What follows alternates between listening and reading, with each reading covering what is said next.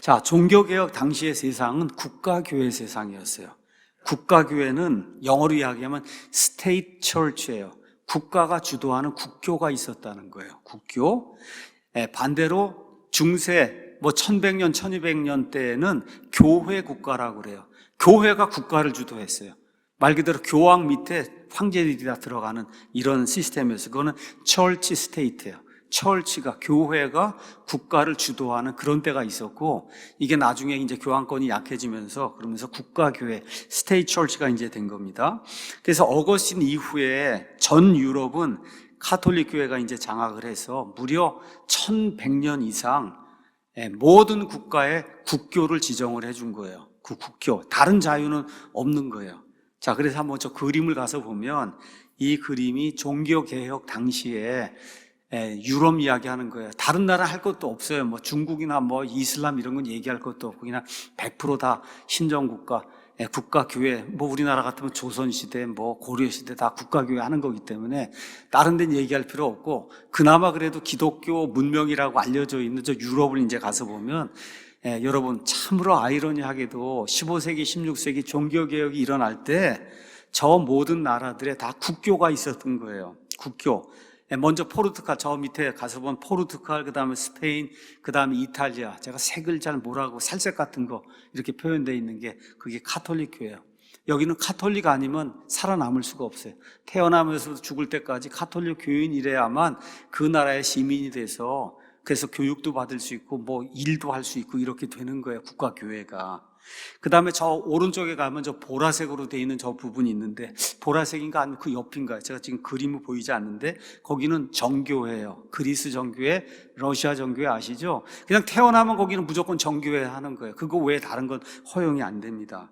자, 1517년에 루터가 이제 종교개혁했어요. 그래서 루터교가 이제 생겨납니다. 저쪽에 가서 보면 빨간색 화살표 되어 있는 그 위에 거기에 이제 독일, 신성 로마 제국 독일이 있고, 독일 위로 이제 가게 되면 스칸디나비아 3국이 있어요. 덴마크, 노르웨이, 스웨덴, 그 옆으로 가면 핀란드가 있고, 그 다음에 러시아에 이제 붙었던 옛날 리투아니아 등등 여러 가지 그런 나라들이 있어요. 이 나라는 그냥 100% 무슨 교를 하냐? 루터교를 하는 거예요. 루터교. 다른 거 허용이 안 돼요. 거기 가서 사업을 할 수가 없어요. 시민 노릇을 할 수가 없는 거예요.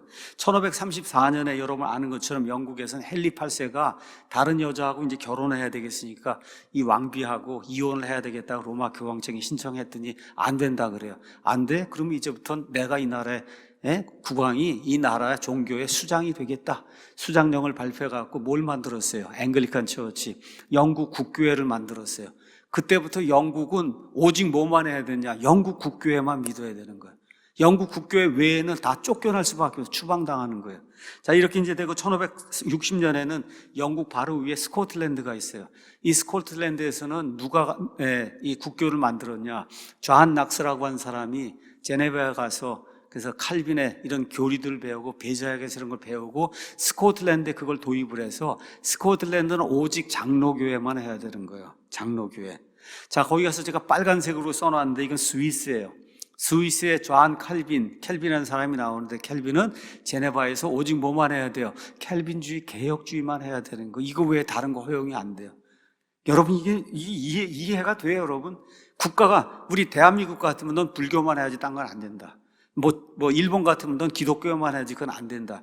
지금 우리가 이해가 안 되잖아요. 그런데 칼빈이나 루터가 살던 1500년대, 1600년대 그 유럽은 그냥 말 그대로 전 모든 나라가 다 국교를 지정을 해서 그 국교 외에는 다른 걸 믿을 수 있는 자유가 없는 그런 시대였다. 그래서 우리가 이 시점에서 그러면 도대체 왜 이런 일이 발생했는가를 한번 생각해 봐야 되지 않겠어요? 마태복음 16장 16절 18절에 예수님이 그 베드로의 믿음 고백을 따라서 그래서 뭐라 그랬어요? 이 반석 위에, 이 믿음의 반석 위에 내가 내 교회를 세우리니 지옥의 문들이 그것을 이기지 못한다 그랬잖아요. 그렇죠? 이렇게 돼서 내가 내 교회를 I will build my church, 있는 게 아니에요. I will, 앞으로 짓겠다는 거예요. 앞으로 짓겠다고 하신 걸 어떻게 성취하세요? 얼마 지나서 오순절날 성령님이 강림하시면서 드디어 신약교회가 이제 세워지잖아요. 그렇죠? 예수님의 신약교회가. 그래서 여러분과 제가 조심해야 될 사람도 있어요. 구약시대에 교회가 있었다고 한 사람들 조심해야 되는 거예요. 다 누구예요? 개혁신학 한다고 하는 사람이 아담 때도 교회가 있고 아브라함 때도 교회가 있고 다 이렇게 주장을 하는 거거든요. 이거 주장하는 사람들이 이런 문제를 일으키는 겁니다. 성경에는 I will build my church. 그래서 예수님이 내가 내 교회를 세우겠다. 자, 이렇게 돼서 사도들이 나가서 무슨 일을 한 거예요? 교회를 세운 거예요. 사도 바울이 20, 30년 전 유럽을 돌아다니고 아시아를 돌아다니면서 한 일이 뭐예요? 교회를 세운 거예요. 예수님의 교회를 세운 거예요. 그 이후에 로마서부터 유다서까지 무슨 내용? 교회들에 보내는 서신서, 또 교회를 이끄는 목사들에게 보내는 서신서가 거기에 이제 기록이 돼 있는 거예요. 계시록도 가서 보니까 계시록 아침에 소아시아에 있는 7교회에 보내는 그런 편지다 이렇게 기록이 돼 있는 거예요. 자, 그러면 교회에 보낸 것들 저와 여러분이 성경을 쭉 로마서부터 시작해서 교회가 형성이 된 사도행전을 보고 이렇게 쭉 가서 요한계시록까지 가서 봤을 때 과연 한 나라의 왕이나 아니면 교회의 수장이라 불리는 하여튼 교황이라는 게 이런 게 존재해갖고 어떤 한 나라의 국가를 국교로 만들어갖고 전체를 총괄한다는 그런 교리나 가르침이 이 신약 성경에서 발견이 됩니까? 안 됩니까? 여러분과 제가 로마서나 읽으면 그런 게 나와야 안 나와요? 그런 개념은 아예 요만큼도 없잖아요. 그런 개념. 교회가 국가를 대신하거나 국가가 교회를 대신하고 그 나라의 왕이 믿음이 전혀 없는 자예요. 교황이라고 하는 자가 전혀 믿음이 없는 자예요. 이런 자가 그런 교회를 관할을 해갖고 그 모든 사람들을 다스린다? 이런 개념이 여러분 이 신약 성경에 있어요? 없어요? 없어요. 그런 개념이 전혀 없는 거예요. 그런 개념이. 단 한 군데 어디에도 그런 개념이 있는지 있으면 한번 가져와 보세요. 없습니다. 그런 개념이. 지금 우리의 시각으로 보면 중세시대, 특히 종교개혁 시대, 이 전체주의 그 시스템의 교회라고 하는 거는 상상해 볼 수가 없는 거예요. 이건 나하고 믿음이 다르다 가서 죽여? 어떻게 그런 일을 해? 예수님이 원수도 사랑하라 그랬는데. 그렇잖아요. 그러니까 전혀 맞지 않는 거예요.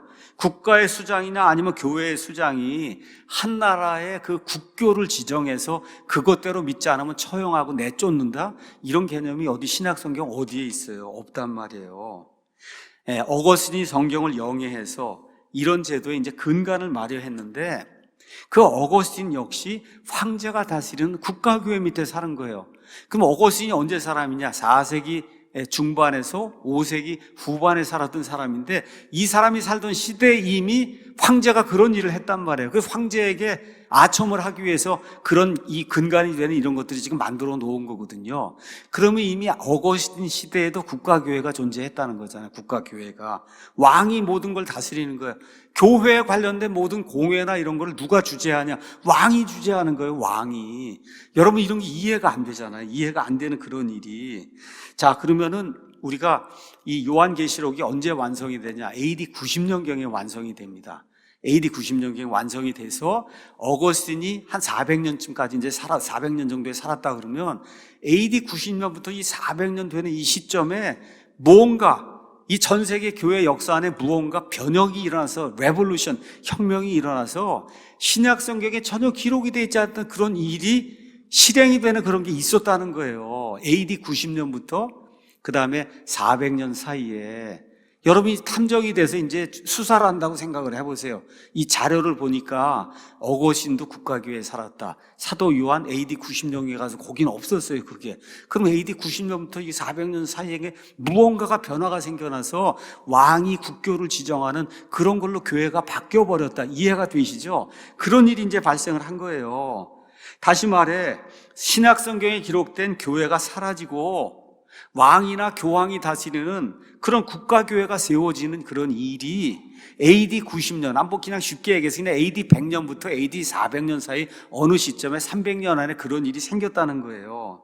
예수님도 사도들도 사도 바울도 심지어 이 마지막 계시록을 기록한 요한도 이런 전체주의 독재국가 교회라는 것은 어떻게 생각도 못 해보는 그런 교회가 AD 100년부터 AD 400년 사이에 어느 시점에 이제 생겼다. 누가 그런 일을 했을까요? 맨 끝에 가서 쭉 추적을 해나가면 누가 그렇게 했어요? 마귀가 그렇게 한 거예요. 마귀가. 말씀드렸죠? 지옥의 문들이 그걸 이기지 못한다. 지옥의 문들이 집요하게 교회를 무너뜨리기 위해서 교회 체제를 바꿔버린 거예요. 뭐해서? 신약시대의 성도들의 모임, 구원받은 사람들의 모임을 뭐로 바꿨어요? 국가의 교회로 바꿔버린 거예요. 국가의 교회로. 그래서 오늘 읽은 것처럼 고린도후서 11장 13절에서 15절, 마귀는 빛의 천사로 자기 자신을 변형해서 나타나요. 그래서 세상 사람들이 보기엔 굉장한 일이구나 이렇게 생각하는데, 그게 뭐예요? 마귀의 걸작품이 돼서 온 인류를 속이는 그런 일이 이제 생겨나게 된 거다. 자, 그럼 구체적으로 그 일이 언제 일어났냐? AD 313년에 콘스탄틴이라는 사람의 기독교 공인이란 그런 과정을 통해서 이런 일이 이제 일어나게 된 겁니다.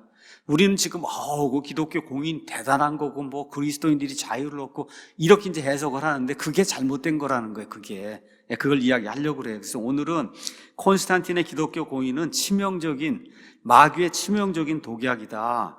천주교, 칼빈, 그다음에 루터 등의 국가교회가 여기에서 이제 태동이 된 거다. 이런 제목을 가지고 어떻게 신약시대 예수님 세운 교회가 이렇게 변질이 돼갖고 국가교회가 됐는가, 이거를 여러분과 제가 알아야 칼빈과 루터 등의 종교개혁자들이 국가교회 시스템을 사용해서 그래서 성도들을 무력으로 제압한 그 이유를 우리가 이제 알게 되는 거예요. 그래서 제가 여러 차례 말씀을 드리는 겁니다. 종교개혁 시대로 돌아가면 안 된다. 종교개혁자들은 이신칭의, 거의 성경에서 알았다고 하는 건 이신칭이 하나밖에 없는, 뭐 휴고를 알아요, 뭐 재림을 알아요, 그 외에 나머지 교리를 알아요. 그죠? 하나, 믿음으로 구원받는다. 그거 하나 외에는 거의 없다고 보면 됩니다. 우리가 지금 알고 있는 그런 교리를. 자, 이래서 인간의 자유의지를 박탈해갖고 그래서 국가교회를 하려고 그렇게 했던 사람들이 칼빈과 루터와 쯔빙글이라는 이런 사람들이다. 그래서 이들의 구원론이라 이들의 교회론을 따르면 안 되는 거예요. 교회론이 틀렸어요. 교회론이 틀린 이유가 뭐예요? 구원론이 틀렸기 때문에 이런 일이 이제 생기는 거예요. 그래서 칼빈주의라고 하는 것이 바로 이런 잘못된 교회론, 잘못된 이런 어느 면에서 구원론을 이제 가르치기 때문에 우리는 그 이론을 이제 반대하는 겁니다. 제가 다시 한번 말씀드리지만, 칼빈주의를 이렇게 주창하고 파급을 시키는 존 메가더, 존 파이퍼, 그 다음에 R.C. 스프롤, 그 다음에 팀 켈러, 이런 사람들이 구원 못 받았다는 얘기하는 거 아니에요. 우리나라 무슨 장로교인들이 구원 못 받았다 얘기하는 거 전혀 아니에요. 제가 말씀드리는 거는 이러한 그 교리들, 그들이 저는 분명히 그들이 다 믿음으로 구원받았다고 저는 그렇게 믿어요. 다만 착각을 하고 있다. 뭘로? 만세 전에 예정돼서 내 자유의지와 상관없이 구원받았다고 그렇게 착각하는 것들은 그렇게 이제 생각을 하고 있어요. 그래서 그분들의 구원에 대해서는 제가 의심하지 않습니다. 다만 그분들이 이렇게 주장하는 그것은 역사적으로나 교회사적으로나 성경적으로나 맞지 않다. 이거를 제가 여러분에게 초점을 두어서 이제 말씀을 드리는 겁니다. 자, 그러면 초대교회 이후에 콘스탄틴 대제까지 무슨 일이 있었나? 자, 이 교도 이제 국가 로마 제국 시대에 예수님이 오셔서 로마 제국 시대에 모든 곳으로 이제 지역교회가 이제 형성이 돼서 모든 곳으로 이제 퍼져나간 거예요. 자, 이 로마 제국 시대에, 로마가 온 세상을 지배하던 그런 시대에 인류의 구원자 예수님이 이제 태어나시고 사람들과 함께 사시고, 그리고 결국 십자가에서 죽으시고 피를 흘려 죽으셨어요. 그리고 사흘 만에 부활하시고 승천하셔서 땅에 신약 교회를 세워주셨어요. 너무나 놀라운 영광스러운 그런 시대가 이제 열리게 된 겁니다. 자, 하나님께서 이 시대에 자신의 백성에게 너무나 큰 복을 주셨어요. 누구든지 알기 원하면은 그 사도행전을 가서 읽어보면 하나님이 어떤 일을 하셨는가 알 수가 있습니다. 많은 사람이 교회에 더해지고 하나님께서 말씀을 확증하시기 위해서 심지어 커다란 이적과 기적들을 행하시며 이 사도들에게 능력을 부여해 주시던 이런 시대, 이런 일들이 사도행전에 이제 기록이 되어 있습니다. 그래서 성령님의 기름 부음을 받고 기독교는 초원의 불길처럼 세상으로 이제 퍼져나가기 시작했어요. 그래서 산을 에워싸고, 그 다음에 이 대양을 넘어서고, 그 다음에 왕들을 멸하고, 왕들을 두렵게 이렇게 하면서 가는 곳마다 예수님의 복음이 이제 전파가 됐어요. 그래서 말 그대로 성경에 있는 표현에 따르면 초대 신학교의 성도들이 세상을 뒤집어 놨습니다. 세상을 뒤집어 놨어요. 그들의 메시지와 그들의 영은 하나님의 권능으로 이제 충만했습니다. 자, 근데 이렇게 이제 시간이 지나면서 어떤 일들이 생겼냐? 교회 안에 성령님을 대신해서 하나님의 백성 위에 타고 앉아서 그 백성들을 지배하려고 하는 그런 사람들이 또 나타나기 시작한 거예요. 그런 사람들이 요한계시록 2장 6절에는 또 15절에는 니골라당이라고 이렇게 표현이 되어 있습니다. 니콜레이티안스 이렇게 이제 되어 있는데 니코는 짓누르다는 뜻이에요. 그 다음에 라오스라고 한 말은 일반 성도들을 짓누르고 그 위에 타고 누르려고 하는, 그래서 뭐라 그래요? 평신도, 너희는 평신도고 우리는 성직자다. 이런 계급이 이제 그 안에, 교회 안에 AD 90년경에 이미 태어나게 된 거예요. 그래서 이런 교리를 가지고 있는 그 대표적인 이런 단체 아니면 교회가 천주교예요. 천주교회는 프리스트가 있잖아요. 지금도 프리스트가 있고 나머지는 평신도가 있잖아요. 프리스트 앞에 와서 죄를 고백하잖아요, 여러분. 이런 시스템을 멸하려고, 없애시려고 예수님이 왔는데 이 시스템이 오히려 부흥하는 그런 시기가 이제 오게 된 거다. 이게 진짜 아이러니인데. 자, 그래서 이들은 초기 사도실 시대와에서와 같이 영적인 방법과 진리로 성도들을 치리하지 않고 자기들의 사상과 이제 방법으로 치리하며 성령님을 대체하기 시작한 거예요. 그래서 저와 여러분이 그 시대의 상황을 알기 위해서 유다서를 보면 이렇게 기록이 되어 있습니다. 유다서 3절 4절에 사랑하는 자들아, 공통의 구원에 관하여 내가 너희에게 쓰려고 모든 열심을 내던 차에 성도들에게 한 번 전달된 믿음을 위해 너희가 함께 힘써 싸우라고 내가 너희에게 써서 권면할 그런 필요가 생겼다. 그 이유가 뭐냐? 이는 알지 못하는 가운데 기어 들어온 어떤 사람들이 있기 때문이다. 교회 안에 눈치채지 못하게 기어 들어온, 슬그머니 들어온 사람이 있다는 거예요. 그들은 이 정죄를 받도록 옛적부터 미리 정해진 자들로서 하나님을 따르지 않는 사람들이며 우리 하나님의 은혜를 새벽거리로 바꾸고 유일하신 주 하나님과 우리 주 예수 그리스도를 부인하는 자들이다. 일단 교회 안에 프리스트 제사장이 있다고 하는 거는 예수님의 신약교회를 멸시하는 겁니다. 그걸 없애려고. 그래서 어떻게 휘장이 다 무너져 내리고 직통 하나님 앞에 들어갈 수 있는 이와 같은 권리가 모든 성도들에게 주어져서 모두가 다 예수님 앞에서 영적인 제사장이 된 이런 시대가 열렸는데 인간이 제사장, 프리스트가 돼갖고 여전히 중간에서 죄의 고백을 받고 하는 이런 시스템이 있다고 하는 건 예수님을 능멸하는 그런 처사거든요. 자, 이렇게 돼서 세상으로 이제 기독교가 막 퍼져나가는 가운데 마귀가 이제 처음에는 어떠한 수법을 썼냐? 막기 위해서 박해를 동원한 거예요. 박해. 많이 핍박하고 죽이고 처형하면은 그러면 예수님을 믿는 사람들이 줄어들지 않겠느냐? 박해를 하기 위해서 이 사람들이 가져온 어떠한 그 뭐라 그럴까? 미끼가 있어요. 그 미끼는 황제 숭배. 황제를 주로 여기고 황제를 숭배해야만 된다는 이 시스템을 도입을 한 거예요. 그러니까 다른 이교도들은 큰 문제가 없어요. 뭐 이 신도 섬기고 하다가 황제도 섬기라고 하니까 그저 황제도 섬기면 되는 걸로 생각하지만 우리 그리스도인들은 그렇게 할 수가 없잖아요. 인간으로 존경할 수는 있어도 어떻게 황제를 신으로 섬기냔 말이에요. 이거 안 되잖아요. 그러니까 다른 모든 종교에는 문제가 없어요. 황제 숭배가. 기독교에는 문제가 된 거예요. 이렇게 되니까 기독교인들이 반항을 하고 이건 우리가 할 수가 없습니다. 이렇게 이제 되니까 거짓으로 고소하고 잔혹한 방법으로 고문을 하고 사자굴에 내던지고 화형대에서 죽이고 이런 일들이 로마 제국 이제 이 시대에 초창기에 이제 일어나게 된 겁니다. 그래서 AD 65년경에 여러분 잘 아는 네로라고 하는 황제가 있잖아요. 이때부터 AD 이제 311년에 디오클레티아누스라고 하는 아주 악독한 그런 황제까지 여러분이 네이버나 아니면 구글이나 이런 데 가서 초대교회 박해 뭐 이렇게 쓰면 10번의 박해 기간이 있었다 해서 자세하게 그 10번의 박해 기간에 황제가 누구고 어떻게 죽이고 뭐 이런 내용들이 다 요약이 되어 있으니까 제가 이제 말씀을 드리지 않겠습니다. 자, 위키백과의 증언을 여러분이 한번 보겠습니다. 위키백과 우리나라 말로 그 부분은 번역이 되어 있어서 제가 그대로 이제 가지고 왔습니다. 가서 보세요. 기독교 박해는 역사적으로 서력기원 1세기부터 오늘날까지 이른다. 기독교 박해는 초대 기독교인들은 믿음 때문에 믿음인데 원래 그 사람들은 신념이라고 되어 있어요. 신념이 이게 faith, 믿음이에요. 믿음 때문에 유대교의 유대인들에 의해 박해를 받았고 초기 기독교가 확산된 지역의 다수를 통제한 로마 사람들에 의해 기독교인들이 박해를 받았다. 4세기 초에 313년에 밀라노 칙령에 의해 종교의 형태가 합법화되었으며 즉 기독교 공인이 되었고 그 다음을 한번 가서 보세요. 마침내 로마 제국의 국교가 되었다는 거예요. 이게 세속 백과사전이 이야기하는 거예요. 기독교가 로마 제국의 국교가 됐다 하는 얘기가 국가교회가 됐다는 거예요. 이게 언제? 313년에 공식적으로.